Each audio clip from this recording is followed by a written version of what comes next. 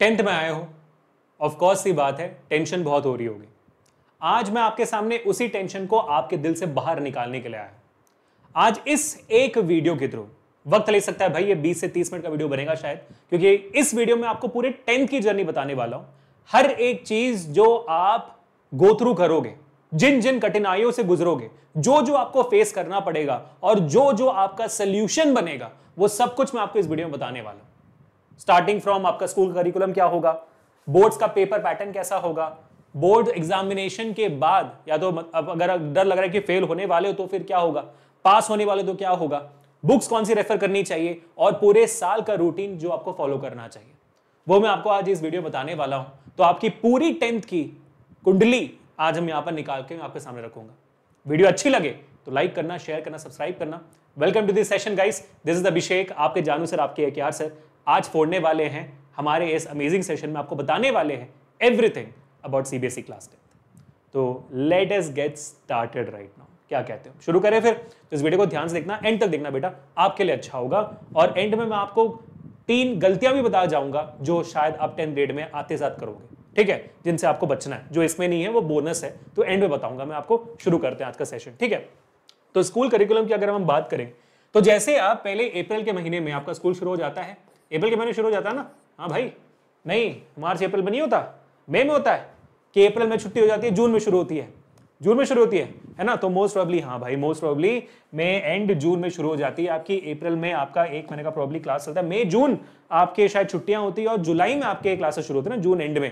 भाई जब भी शुरू होती है, बहुत सारे बच्चों के मई एंड में शुरू हो जाती है, बहुत सारे बच्चों में जून में शुरू हो जाती है। तो जब भी आपकी शुरुआत होती है, जो पहला महीना होगा, जो फर्स्ट मंथ होगा, वो मंथ आपके लिए चिल होगी। लेकिन आप जब चिल माने लगोगे तब एक ही महीने के अंदर आपके स्कूल वाले आकर कह देंगे कि बेटा अगले हफ्ते पीरियोडिक टेस्ट है, ठीक है। तो प्रॉब्ली सेकंड मंथ के अंदर ही आपका पीरियोडिक टेस्ट, जिसको आप UT कहते हो या PT कहते हो, वो आ जाएगा सेकंड मंथ के अंदर। समझ रहे हो इस बात को? तो भाई ये सबसे बड़ा शॉक आपको लगेगा, सर अभी तो शुरू हुआ था, अभी तो आपने किताबें खोली भी नहीं है और ये देखो आपने एग्जाम दे दिया। हाँ यही होता है, ये आपको 9th में भी हुआ होगा। अब अलग बात है 10th बोर्ड्स का अलग से टेंशन होता है, स्ट्रेस होता है, तो फिर आप कुछ और सोच नहीं पाओगे, यही करना पड़ेगा आपको, है ना। तो PT में आपका सेकंड पीरियोडिक टेस्ट हो जाएगा आपका सेकंड मंथ में, ये हो जाएगा आपका पीरियोडिक टेस्ट नंबर 1। उसके बाद फिर तीसरे में आने वाला, तो मतलब अगर मान लो आपका जुलाई में शुरू होता है, जून जुलाई में शुरू होता है, तो जुलाई अगस्त में आपका PT1 होता है, फिर आता है आपका सितंबर में आपका हो जाता है फर्स्ट टर्म। क्या होता है भाई? फर्स्ट टर्म, जिसको आप अगेन या तो टर्म 1 कहते हो या तो फिर अगेन पीरियोडिक टेस्ट कहते हो। वो सीन में आपका जो आपका चलता है भाई स्कूल में, वो चलेगा, ठीक है। उसके बाद फिर शुरुआत होती है घमासान युद्ध की, क्योंकि अब धीरे धीरे जैसे ही आपका पीरियोडिक टेस्ट खत्म होता है, जैसे ही आपका पहला टर्म खत्म होता है, आपके अंदर आने लगता है जिसको हम कहते हैं स्ट्रेस आता है इसके बाद, ठीक है। क्यों? क्योंकि इसमें शायद हो सकता है कि पहले आपने शुरुआत थोड़ी ढीली करी हो। मेजॉरिटी बच्चे ढीली शुरुआत करते हैं 10th ग्रेड में, जिसके वजह से 9th के एक्सपेक्टेशन से 10th में शुरुआत करते हैं ना, तो इस वजह से आपके मार्क्स ये जो है पीरियोडिक टेस्ट UTs में, टर्म 1s में वगैरह थोड़े कम आते हैं। और क्योंकि कम आते हैं तो स्ट्रेस धीरे धीरे बिल्डअप होना शुरू करता है, क्योंकि सब जगह से एक्सपेक्टेशंस आ रहे हैं, आपके पेरेंट्स से, आपके खुद के, टीचर्स के, दोस्त के, रिलेटिव्स के, सबके टेंशन आपके अंदर आ रहे हैं। तो हाँ, थोड़ा सा आपके अंदर दिक्कत पैदा होना शुरू हो जाता है। बात समझ में आ गई? तो इस स्ट्रेस के बाद फिर आता है आपका मिड टर्म्स आता है आपके सितंबर अक्टूबर के महीने में। सितंबर अक्टूबर प्रॉब्ली जो दिवाली की छुट्टी होती है ना, उसके पहले आपके बिफोर दिवाली में देख देता हूं, बिफोर दिवाली आपकी होती है एग्जामिनेशन। वो भी चाहते हैं कि भाई एग्जामिनेशन खत्म हो जाए, मार्क्स मिल जाए, फिर तो दिवाली अपने आप होनी चाहिए आपके स्कूल में। घर पे मतलब पटाखे हो ना हो, घर से आवाजें तो जरूर आएंगी भाई साहब। तो स्कूल वाले इसलिए बिफोर दिवाली सितंबर अक्टूबर की मिड टर्म्स कर लेते हैं। अब मिड टर्म्स के बाद सच्चाई सामने आती है। 75% बच्चे, यानी कि अगर आप उनमें से हो तो आपको सच्चाई समझ में आ गई कि आप कितने बड़े घाटे में हो। लेकिन घाटे से उबरने से पहले बेटा, मैं डरा नहीं रहा हूं, सच्चाई बता रहा हूं, लाखों करोड़ों बच्चों को मैंने पढ़ा दिया अभी तक। पिछले महीने, मार्च के महीने, फरवरी के महीने और जनवरी के महीने, तीनों को मिलाकर हमने कुल मिलाकर अगर आपको बताऊं 100 मिलियन से ज्यादा व्यूज किए हुए हैं, स्पेशली एग्जामिनेशन के टाइम पे। पिछले फरवरी के महीने में 44 मिलियन व्यूज किए हमने। तो आप समझ सकते हो कि भाई कितने करोड़ों बच्चों को हम पढ़ा चुके हैं, है ना। इतने करोड़ों बच्चों को पढ़ाने के बाद और हजारों बच्चों को 100 आउट ऑफ 100 लेकर आगे दिखाने के बाद फिजिक्स में, मैं आपको ये तजुर्बे से बता रहा हूं कि यही फॉलो होता है मेजॉरिटी बच्चों के साथ। इसके बाद आपको क्या कहते हैं, मोटिवेशन बढ़ाने का मौका नहीं मिलेगा। इसके बाद सीधा आप चले जाओगे क्यों? क्योंकि आपके प्री बोर्ड शुरू हो जाएंगे। देखो अब आके आपके सीनियर्स, आपके जो सीनियर्स हैं, अब आकर बोलेंगे कि अरे यार लास्ट 3 महीने पढ़ लेना, लास्ट 1 महीने में पढ़ लेना। देखो डेफिनेटली पढ़ाई करो, लास्ट 3 महीने 1 महीने पढ़ने से भी 10th निकल सकता है, लेकिन प्रॉब्लम क्या है? उन्हीं सीनियर से, उन्हीं के कमेंट्स में पूछना आप ये बात कि भाई जब लास्ट 3 महीने थे, 1 महीने थे, उससे पहले पढ़ाई नहीं की थी, स्ट्रेस हुआ था कि नहीं, ये पूछना जरूर। स्ट्रेस तो जरूर होगा ना, उसी स्ट्रेस को अवॉइड करने के लिए मैं बोल रहा हूं कि भाई शुरुआत से पढ़ाई करना, इसलिए मैं आपको ये टाइम टेबल बता रहा हूं। ये करिकुलम फॉलो होगा आपके स्कूल में, यही करिकुलम फॉलो होगा। तो ये पूछना उनसे कमेंट्स में कि स्ट्रेस नहीं हुआ था फिर, क्योंकि 10th का एग्जामिनेशन एक बच्चा, इतना इजी होता है 10th का एग्जामिनेशन कि एक बच्चा आखिरी 1 महीने पढ़ लेगा ना तो भी पास हो जाएगा, लेकिन वो रिकमेंडेड नहीं है, क्योंकि पढ़ना आसान है, स्ट्रेस से उभरना मुश्किल है। इसलिए स्ट्रेस नहीं लेना। तो जब कोई टीचर YouTube पर आपको बोले कि भाई शुरुआत से पढ़ाई करो, कंसिस्टेंटली पढ़ाई करो, तो ये नहीं बोल रहे आपको कि आपको पढ़ना नहीं आता, आप बेवकूफ हो। वो ये बोलना चाहते हैं भाई स्ट्रेस कम होगा, क्योंकि मेरे ऐसा टीचर आपको रोते हुए या स्ट्रेस में नहीं देख सकता, सिर्फ मुस्कुराते हुए देख सकता है। ये सच्चाई है, ठीक है। तो बिफोर अगर कोई बच्चा यहाँ पर किसी भी यूट्यूबर टीचर को जाकर कहता है कि नहीं सर, अरे वो बेकार का फैला रहे हैं यूट्यूब पर, इतना स्ट्रेस नहीं होता 10th में, आराम से आखिरी 2 महीने पढ़ सकते हो, तो ये नेगेटिविटी बिल्कुल मत फैलाओ। अगर कोई सीनियर यहां पर देख रहा है इस वीडियो को, जूनियर्स ध्यान से सुनिए, ठीक है बेटा। प्री बोर्ड्स, अब प्री बोर्ड्स का चक्कर क्या है कि हर स्कूल का अलग अलग है। आप अभी से पूछ लो अपने स्कूल के टीचर को कि कितने प्री बोर्ड्स होंगे, ताकि आप प्रिपेयर्ड रहो, क्योंकि कुछ स्कूल में 1 प्री बोर्ड होता है, कुछ में 2, कुछ में 3, कुछ में 4, कुछ में 5, कुछ में 7 प्री बोर्ड मैंने मैक्स टू मैक्स सुना हुआ है अब तक। 7 प्री बोर्ड कुछ स्कूल में होते हैं। तो आप पहले से पूछ लो। क्यों पूछने के लिए बोल रहा हूं मैं? क्योंकि जब आपको पता चले कि भाई प्री बोर्ड्स कितने हैं, उसके हिसाब से आपको अपना टाइम डिस्ट्रीब्यूट करना पड़ेगा, क्योंकि प्री बोर्ड्स मोस्टली होंगे आपके, प्री बोर्ड्स आपके शुरू हो जाएंगे नवंबर के महीने से। नवंबर से शुरू हो रहा है, और अगर मान लो आपका 7 प्री बोर्ड है तो नवंबर में भी प्री बोर्ड होगा, दिसंबर में भी होगा, आपका जैन में भी होगा, और ऑफ कोर्स सी बात है आपका फेब में भी होगा। एग्जामिनेशन शुरू होने के 2-3 हफ्ते पहले तक आपका प्री बोर्ड चलता रहेगा। अगर 1 प्री बोर्ड है, 2 प्री बोर्ड, तो फिर चिंता की जरूरत नहीं है, लेकिन अगर 3 से ज्यादा है तो भाई फिर बैंड बज जाएगी आपकी। तो फिर आप अपने पूरे साल का प्लान अभी कर सकते हो। आपको समझ में आ जाएगा कि यार देखो ये मेरा एंड में जाके ना टाइम मुझे कम मिलने वाला है बोर्ड्स के प्रिपरेशन में, तो प्री बोर्ड्स का थोड़ा गपला लगेगा। और बहुत स्कूल उस वक्त आपको डराएंगे भी, प्री बोर्ड में पास नहीं हो तो आपको हम एडमिट कार्ड नहीं देंगे, 75% अटेंडेंस नहीं है तो वाट लग जाओगे। ये सारी चीजें बोलेंगे आपको, ताकि आप प्री बोर्ड्स में अच्छे से पढ़ाई करो और आपके बोर्ड्स में अच्छे से मार्क्स आए। ये सारे स्कूल के टैक्टिक्स होते हैं, ठीक है। और सही टैक्टिक्स के आपके अच्छे लगे हैं ना, ताकि आप 75% अटेंडेंस लाओ, स्कूल में हर दिन स्कूल आओ, अपने काम करो, पढ़ाई करो। तो इस वजह से वो ऐसे अच्छे अच्छे टैक्टिक्स करते हैं। मैं स्कूल वालों को बिल्कुल गलती नहीं बोलूंगा, ठीक है। तो ये आपका होने वाला है स्कूल का करिकुलम। उसके बाद फिर आपके फेब के महीने में ही, मोस्टली फेब 15 से आपका एग्जाम, बोर्ड एग्जामिनेशन शुरू हो जाएगा, और वो चलेगा मार्च 15 मैक्स मार्च 15 तक आपका बोर्ड एग्जामिनेशन चलेगा। ये आपका पूरा करिकुलम भाई, ये आपका पूरा करिकुलम है जो आपको फेस करना पड़ेगा इस साल, ठीक है। अभी से हो जाओ परिचित, क्योंकि पोस्ट प्रोबेबली सारे बच्चों के पास 9th ग्रेड में प्री बोर्ड वगैरह नहीं होते, तो ये सब आपको पता नहीं होता, आप एक्सपेक्ट भी नहीं करते। अचानक से प्री बोर्ड होता अगर बोल देंगे तो फिर आप टेंशन में आ जाओगे। तो अभी से सब कुछ पूछ कर रखो कि भाई कब मेरा हो रहा है पीरियोडिक टेस्ट, कब हो रहा है मिड टर्म, कब हो रहा है, ये टाइमलाइन रेडी रखो, क्योंकि इनमें सिलेबस बढ़ते जाएगा। सबसे कम सिलेबस यहाँ पे आएगी, फिर आधी सिलेबस यहाँ पे आएगी, बाकी आधी सिलेबस यहाँ पर आएगी, ठीक है। चलो क्लियर हो गया। अब आते हैं मुद्दा बोर्ड्स के पैटर्न में। अगर आपने 9th ग्रेड पिछले साल अटेम्प्ट किया तो फिर बोर्ड्स का पैटर्न एग्जैक्टली सेम है। 9th और 10th का इस साल भी चेंज नहीं हुआ है। मैंने अभी मेरे ख्याल से कुछ ही दिन पहले लेटेस्ट पेपर पैटर्न रखा था, पिछले साल का एग्जैक्टली सेम है, कोई डिफरेंस नहीं है बोर्ड पेपर पैटर्न में। हाँ, जैसे आप जानते हो 5 सेक्शंस हैं, 5 सेक्शंस होंगे, है ना, 5 सेक्शंस होंगे, जिसमें पहला सेक्शन होगा ए, 1 मार्क का 20 सवाल होगा, और इस 20 सवाल में आपके 16 MCQs होंगे, है ना, और आपके 4 एसेशन रीजनिंग के सवाल होंगे, एग्जैक्टली सेम, ठीक है। फिर होगी सेक्शन बी 2 मार्क्स की, जिसमें मेरे ख्याल से 6 सवाल हैं, और ये 6 सवाल आपको पता है वेरी शॉर्ट आंसर, मतलब 2 से 4 लाइन में लिखना है आपको। उसके बाद फिर आता है सेक्शन सी, जो होता है 3 मार्क का, 7 सवाल होते हैं, शॉर्ट आंसर टाइप क्वेश्चंस होता है ये। उसके बाद होता है सेक्शन डी, जो होता है 5 मार्क्स के 3 सवाल होते हैं, तो ये आपका होता है लॉन्ग आंसर टाइप क्वेश्चन। फिर सेक्शन ई होता है 4 मार्क का, 3 सवाल होते हैं, जो आपका होता है केस बेस्ड क्वेश्चन ना, सीबी के क्वेश्चन जो हम कहते हैं केस बेस्ड क्वेश्चन होती है, ये आपका पैटर्न होता है। तो कितने सवाल हो गए टोटल? 1 मार्क के 20 सवाल, 26 और 7 कितने हो गए भाई? 33 और 3 39, एग्जैक्टली आपके बोर्ड एग्जामिनेशन में 39 क्वेश्चंस होते हैं। अभी आप कैलकुलेट कर लो टोटल मार्क्स कितना आना चाहिए। फिर यहाँ पर 1 मार्क के 20 सवाल, टोटल तो 80 आना चाहिए ना, कैलकुलेट कर लेते हैं। 1 मार्क के 20 सवाल 20, 2 मार्क के 6 सवाल 12, 32 हो गया।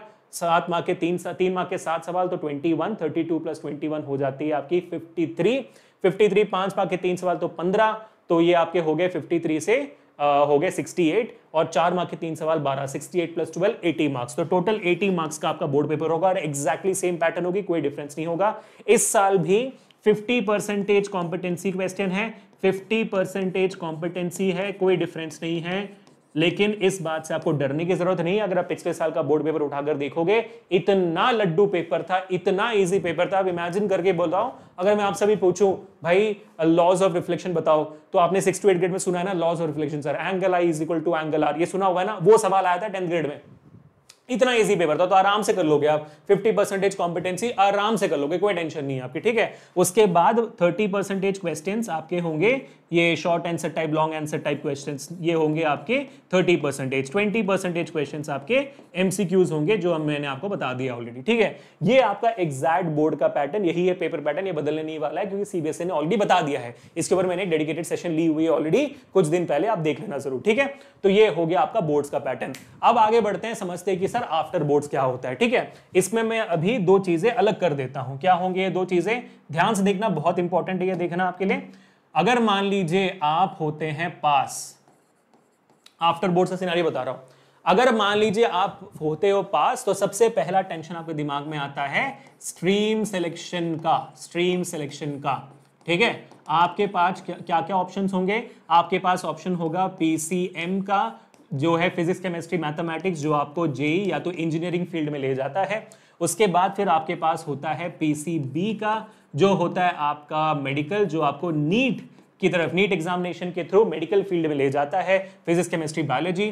फिर आपके पास होती है ऑफ कोर्स ये बात है, आर्ट्स का ऑप्शन होता है, जो आपको और डिफरेंट वैरायटीज ऑफ फील्ड्स में ले जाता है। उसके बाद फिर ऑफ कोर्स आपके पास कॉमर्स वाली ऑप्शन होती है। ये है 4 मेजर स्ट्रीम्स जो आपको बताई जाती हैं कि भाई ये है स्ट्रीम्स, तो इसमें आपको डेफिनेटली जो चूज करना आप चूज कर सकते हो, ये आपकी मर्जी है। गलत बोलेंगे, ठीक है। पहले बता देता हूं मैं कि ये एक्चुअल में स्टेटमेंट बिल्कुल सही है, लेकिन आपको करने को ही नहीं देगा, क्यों बताता हूं मैं, ठीक है। सबसे पहले आपके ऊपर आएगा पेरेंटल प्रेशर, ठीक है। मैं आपको अभी बता देता हूं बच्चों, ये रियलिटी बता रहा हूं मैं, मजाक बिल्कुल नहीं कर रहा, नो फालतू बात, सीधी सीधी बात बता रहा हूं मैं। सबसे पहले आपकी जिंदगी में आएगा पेरेंटल प्रेशर, जहां पर आपको बोला जाएगा शायद अगर आपके पेरेंट्स आपके बारे में कुछ ज्यादा सोचते हैं, जो बिल्कुल भी गलत नहीं है, वो आपके भले के बारे में सोचते हैं, तो जब आपकी भलाई के बारे में सोचते हैं तो शायद कभी ना कभी भलाई के वजह से थोड़ा सा आपका हैप्पीनेस कम हो जाता है ना।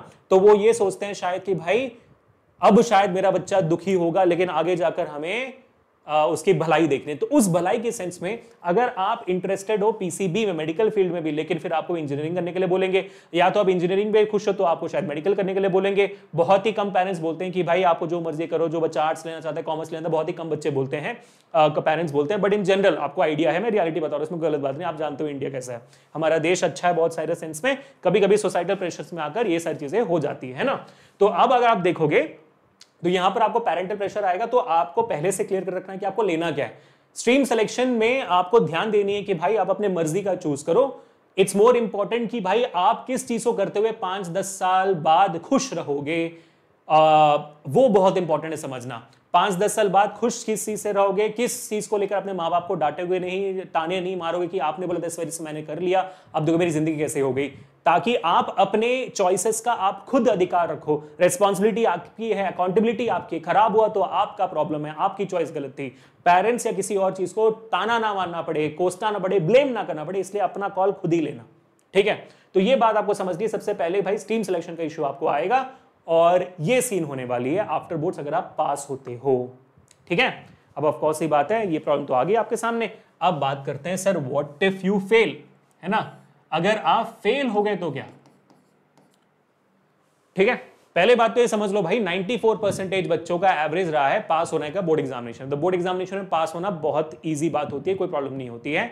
बाकी जो 6% बच जाते हैं, जो 6% बच जाते हैं वो फेल नहीं होते, उनमें से 90% बच्चे, उसमें 90 नहीं 90% बच्चे की 70%, 50 to 70%, तो 50 to 70% नहीं यार, नहीं 90% बच्चे ही हैं। 90% बच्चे जाते हैं कंपार्टमेंट में। कंपार्टमेंट का मतलब होता है कि अगर आप 2 या 2 से कम सब्जेक्ट में फेल हो तब आप कंपार्टमेंट होते हो। ठीक है, कंपार्टमेंट मतलब होता है कि भाई एक सब्जेक्ट में या 2 सब्जेक्ट में फेल, उससे ज्यादा नहीं। तो आप कंपार्टमेंट एग्जामिनेशन लिख सकते हो बोर्ड्स का, जो होता है जुलाई के महीने में, नहीं हाँ जुलाई के महीने में आपका कंपार्टमेंट एग्जामिनेशन होता है। ठीक है, तो इस साल भी जुलाई जैसे रिजल्ट आ जाएगी, जुलाई के जुलाई का आपका कंपार्टमेंट का नोटिस आ जाएगा और जुलाई में आपका एग्जामिनेशन होगा। उसके लिए रजिस्टर करना पड़ता है, तो जुलाई के महीने में ही होती है। फिर आप जुलाई 30 के आसपास एग्जामिनेशन होते हैं, तो सितंबर तक आपका एग्जामिनेशन चलता है कंपार्टमेंट का। तो अगर आप एक 2 सब्जेक्ट से कम में फेल हो तो फिर आप कंपार्टमेंट होते हो। अगर आप 2 सब्जेक्ट से ज्यादा फेल हो तो फिर जाकर आपका होता है फेल। ठीक है, 2 सब्जेक्ट से ज्यादा फेल हो तो फिर आप फेल हो जाते हो।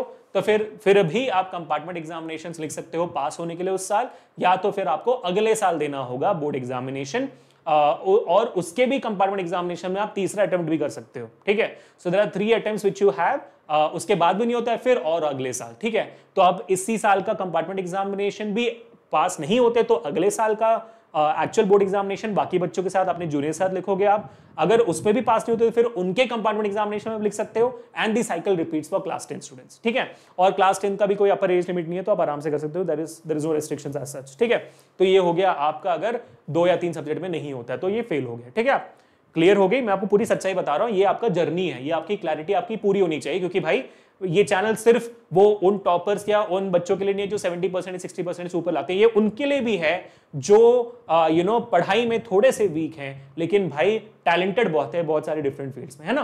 तो हर बच्चे में टैलेंट होती है, लेकिन जरूरी नहीं कि वो टैलेंट हमेशा एकेडमिक हो, बहुत सारे बच्चे नॉन एकेडमिक भी होते हैं, और मेरी पूरी इज्जत है भाई दोनों कैटेगरी वाले बच्चे को। ठीक है, तो इसलिए मैं आपको सारा ऑप्शंस दे रहा हूं आपके लिए। क्लियर हो गया, ठीक है। अब एक और एग्जामिनेशन होती है आपकी, जिसको हम कहेंगे, इसको थोड़ा सा यहां पे अलग लिख देते हैं, जिसको हम कहेंगे इंप्रूवमेंट एग्जामिनेशन।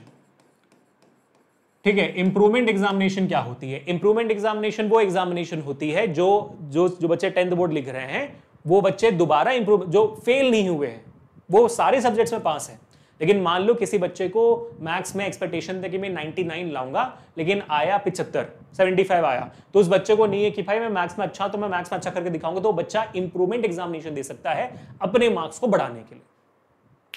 ठीक है, कंपार्टमेंट वाला बच्चा भी इंप्रूवमेंट एग्जामिनेशन दे सकता है, टेंशन मत लेना, हर बच्चा कंपार्टमेंट एग्जाम आप दे सकते हो इंप्रूवमेंट एग्जामिनेशन अपने मार्क्स को बढ़ाने के लिए। हाँ, अगर आप कंपार्टमेंट हो तो इंप्रूवमेंट एग्जामिनेशन नहीं दे सकते हो, इन द सेंस जिस सब्जेक्ट में कंपार्टमेंट हो उसमें आपको कंपार्टमेंट एग्जाम ही देना है। बात समझ रहे हो ना? अगर आप पास हो और इंप्रूवमेंट एग्जामिनेशन दे रहे हो तो उस सब्जेक्ट में आप दे सकते हो। I hope you got the idea. ठीक है, क्लियर है, पूरी क्लियर हो गई, आपको क्लैरिटी मिल गई। अब बारी आती है बुक्स की। मेरा सिंपल सा आंसर बेटा, सिंपल सा आंसर है, अगर आप ये चैनल फॉलो कर रहे हो, नो एक्स्ट्रा बुक्स, पैसे बचाओ, मिठाई खाओ, कुछ और चीज खरीदना काम वाली, है ना, कोई काम वाली और कोई चीज खरीदना, बुक्स खरीदना। अगर आप ये चैनल फॉलो कर रहे हो, कोई भी आपको बुक्स की जरूरत नहीं है, क्योंकि हम अब मैं आपको बताता हूं, आपके सीनियर्स यहां पर तो आपको बताएंगे जो इस चैनल से पढ़ चुके हैं, है ना। हम आपको हर टॉपिक बाय टॉपिक सवाल करवाते हैं हर सेशन में। उन सेशंस के होने के बाद 1 शॉट सेशंस कराते हैं जिनमें भी न्यूमेरिकल्स होती हैं। उसके बाद क्विजेस करवाते हैं हर topic by topic, chapter by chapter की। उसके बाद शुरू होती है हमारी series called as mid term series, pre board series, sprintex series, board series, marathon series, super 20, super 30, super 50, super 100 questions. तो कुल मिलाकर आप समझ लेना कि अगर आप इस चैनल से पढ़ रहे हो तो एक सब्जेक्ट के लिए कम से कम आप 2 से 2,500 सवाल कर लोगे पूरे साल में। कितना? 2 से 2,500, 2,500 क्वेश्चंस आप पूरे सब्जेक्ट में कर लोगे। और आता कितना है आपको? 39 क्वेश्चंस। तो अगर आप इस चैनल को दिल लगाकर पढ़ाई कर रहे हो हमारे साथ, तो आपको कोई भी एडिशनल बुक कुछ की जरूरत नहीं है, एक ही चीज की जरूरत है, और वो है आपके नोट्स। हमारे नोट्स अब मैं बता देता हूं आपको, इसी वीडियो के डिस्क्रिप्शन में एक लिंक होगी एनसीईआरटी सॉल्यूशंस वाली, वो हमारी प्राइमरी शीट है। वो हमारा हुक्म का इक्का है, आपके लिए भी हुक्म का इक्का है। उसी शीट को अगर आप अभी लॉग इन करके डाउनलोड कर लेते हो, एब्सोल्युटली फ्री है। आप शीट पे क्लिक करिए, डाउनलोड कर लीजिए शीट को, पीडीएफ जैसे लिंक पे क्लिक करोगे साइन अप करने के बोले तो वन टाइम साइन अप है, साइन अप कर लेना, आपके सामने पीडीएफ आ जाएगी, पीडीएफ के एंड में लिंक होगा, उस लिंक पे क्लिक करोगे तो आपके सामने शीट खुल जाएगी। उसमें अभी हमने ऑलरेडी पूरे सिलेबस सारे सब्जेक्ट्स का एनसीईआरटी सॉल्यूशंस अपलोड कर लिया है। जैसे जैसे स्कूल में पढ़ते जाते हो, टीचर्स होमवर्क देते हो तो एनसीईआरटी सॉल्यूशंस देखकर आप आराम से सॉल्व कर सकते हो और अपने सेल्फ नोट्स के लिए भी आप कर सकते हो। उसी में हम इस चैनल पे आने वाली हर एक सेशन का नोट्स भी अपलोड करेंगे, तो अभी के अभी उसको आप कर लो। वन टाइम साइन अप, जैसे मैंने बोला, एक बार लॉगिन कर लिया तो फिर जिंदगी भर के लिए आपके पास है वो शीट।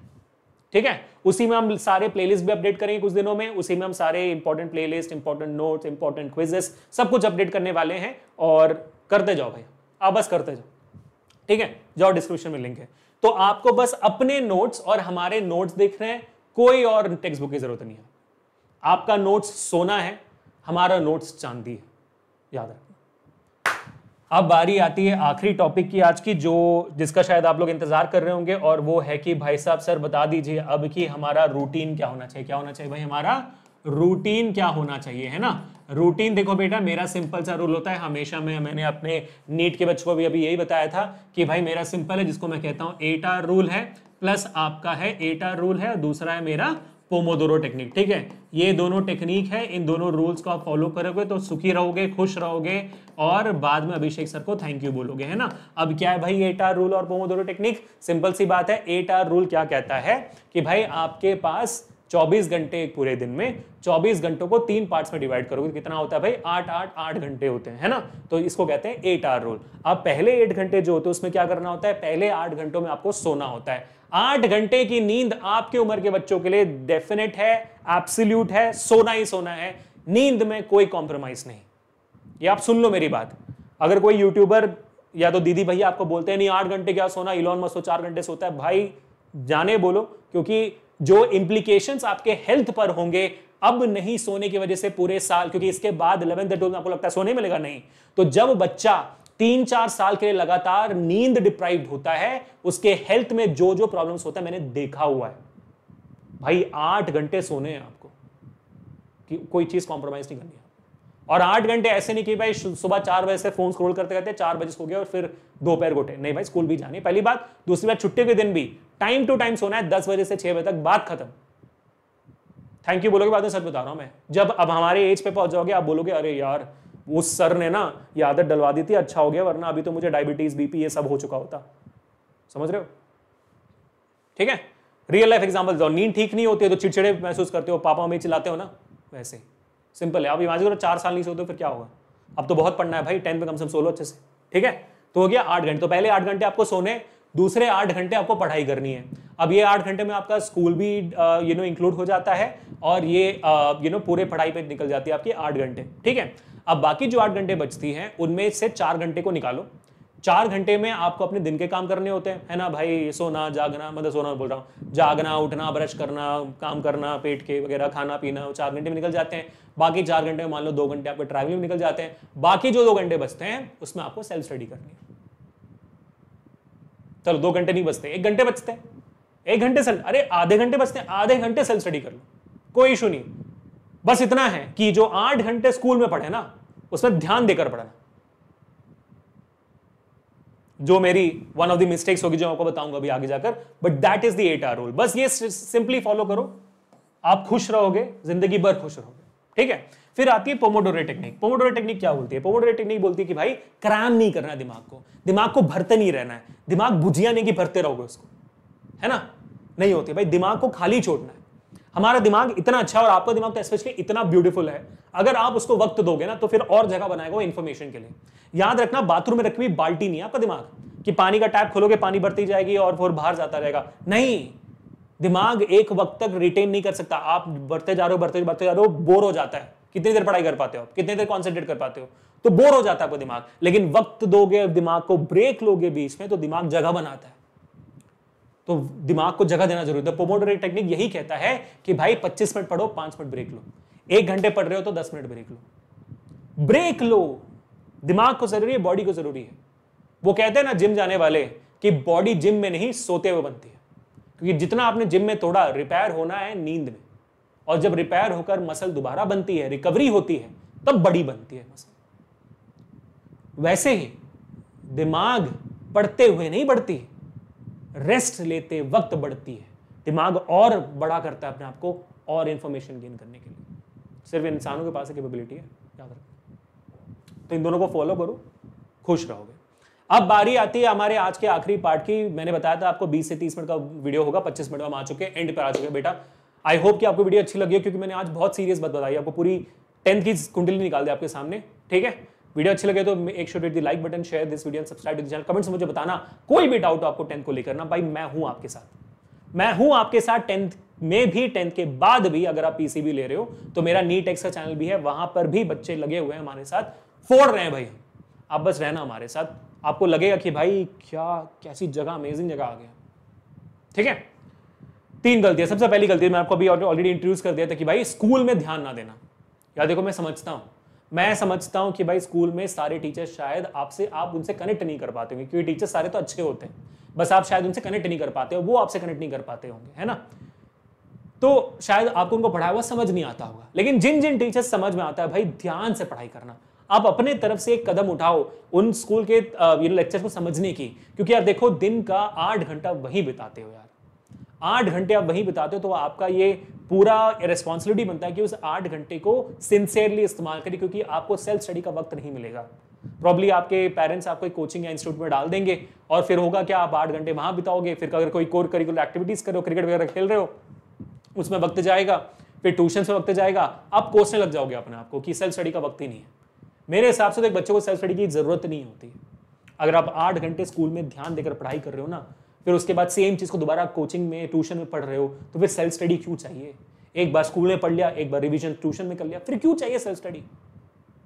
तो आप बस जहां भी पढ़ रहे हो शिद्दत से पढ़ो, फिर उसके बाद जितना चाहे खेलना यार, 8 घंटे स्कूल के बाद जितना चाहे खेलो, बस स्कूल में ध्यान दो। पहली गलती। दूसरी गलती, इसको हम कहते हैं प्रोक्रेस्टिनेशन। ये आप देख रहे हो ना, जब पहला महीना निकल जाएगा फिर टेंशन शुरू हो जाती है, बेकार का टेंशन है सारा। तो अपने आप को प्रिपेयर्ड रखो। ऐसा नहीं हो कि आखिरी 3 महीने पढ़ाई कर रहे हो, फिर प्री बोर्ड का झंझट, बोर्ड्स का झंझट, मिड टर्म्स में कम मार्क्स आने का झंझट, पीरियोडिक टेस्ट का झंझट, पेरेंट्स का चिल्लाना, टीचर्स का एक्सपेक्टेशन, दोस्तों का मजाक उड़ाना, ये सब चलता रहेगा। फिर नहीं चाहिए तो प्रोक्रेस्टिनेट मत करो। प्रोक्रेस्टिनेट मतलब होता है अभी जो करनी हो कल करें, कल जो करना है परसों करेंगे, तो हम जो टालते जाते हैं। प्रोक्रेस्टिनेशन टालना, चीजों को मत टालो यार, मत टालो, टालने वाली आदत ही मत डालो, बाद में बहुत बुरा करेगा आपके लिए जेईई और नीट के प्रिपरेशन में, किसी भी चीज के प्रिपरेशन में। तो टालो मत आओ। जैसे मैंने कहा, हर दिन आधे घंटे में सेल्फ स्टडी कर रहे हो ना, स्कूल में ध्यान देते हुए, काफी है भाई। स्टार्टिंग से बस आधा घंटा दो, वरना आखिरी 3 महीने में 12-12 घंटे देने पड़ेंगे। स्टार्टिंग से आधे घंटे दो, चिल मार के जियो। मैं तो कहता हूं जो शुरुआत से पढ़ता है वो चिल जीता है। मेरे को पता है कितने बच्चे पूछते हैं यूट्यूब पर, सर सिलेबस हो गया, टेस्ट भी, पीवाईक्यूज भी सब सॉल्व कर लिए, पता नहीं क्या करना है। और भाई मेरे को जलन होती है बच्चों को देखकर, ये कैसे यार। बच्चे पूछते हैं और क्या करें सर, अब तो पढ़ने का दिल ही नहीं करता। सही है यार, लेकिन बच्चे कम होते हैं जो ये कहते हैं, लेकिन कहते बहुत यार। उस लेवल पहुंचना है भाई, है ना। बस दूसरी होगी। तीसरी गलती बताता हूं मैं। तीसरी गलती होती है प्रेशर में आना। बेटा बता दिया मैंने, प्रेशर है, सोसाइटी में प्रेशर है 10th बोर्ड्स को लेकर, कंपटीशन है बच्चों के बीच में, टीचर्स का भी है, पेरेंट्स का भी है, रिलेटिव्स का, सबका है भाई प्रेशर। आप अपने आप पे ही प्रेशर डालोगे। मैं बस ये कह रहा हूं भाई, हाथ जोड़ के प्रेशर मत में आना, स्ट्रेस मत लेना, सब हो सकता है, सब आपके हाथ में। वो कहते हैं ना कि भाई पेड़ को उगाने के लिए, अगर एक पेड़ को उगाने के लिए अगर आप हर दिन उसको जाके गालियां देते हो तो पेड़ उगता नहीं, पेड़ सूख जाता है। पेड़ को उगाने के लिए सही मात्रा में पानी देना होता है, उसको ऑक्सीजन मिलना होता है, रूट से न्यूट्रिएंट्स मिलना होता है, तब जाकर वो पेड़ तंदुरुस्त और बड़ा बनता है। अब वो पेड़ आप हो, पानी डालने वाले भी आप, न्यूट्रिएंट्स भी आपको निकालनी है, सब कुछ आपके अंदर है। बात समझ रहे हो? तो अगर आप गालियां देते रहोगे पूरे साल, सुनते रहोगे, तो फिर वही होना है। सूख जाना है, मेहनत करते रहोगे अच्छा जाना है सब, कोई और पॉइंट ही नहीं है। और 10th तो बहुत इजी होता है यार, स्टार्टिंग से जो कर लिया अच्छे से और इजी हो जाएगा सब। समझ में आ गया आपको?